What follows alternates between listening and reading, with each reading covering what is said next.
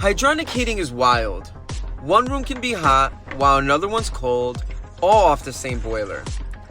That small group of parts down here that controls where the heat actually goes, those are called zone valves.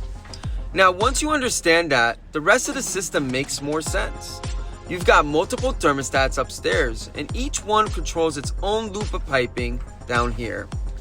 All those loops get fed by one boiler. Even your indirect water heater can be its own zone, usually controlled by an aquastat. So now the boiler isn't just heating the house, it's also responsible for your hot water. Here's what most people don't understand. A boiler isn't the brains of the system.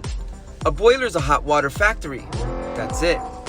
Zone valves control where the heat actually goes, so your boiler can be running perfectly, and one bad zone valve can make it look like the whole system's broken.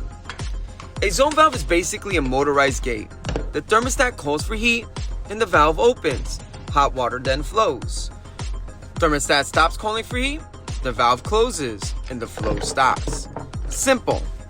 Now the funny part is, zone valves don't fail like a light bulb. They fail like a coworker who still clocks in, but doesn't actually do the job.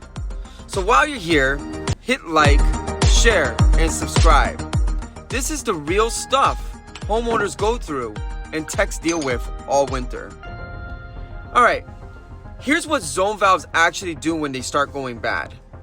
Zone valves usually fail in two ways.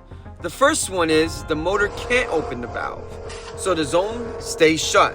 Boiler's hot, but the loop stays cold. That's your no heat problem.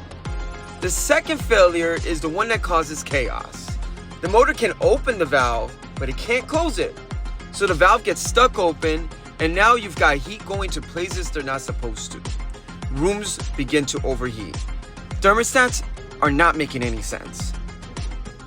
Then you get the giveaway, that buzzing sound.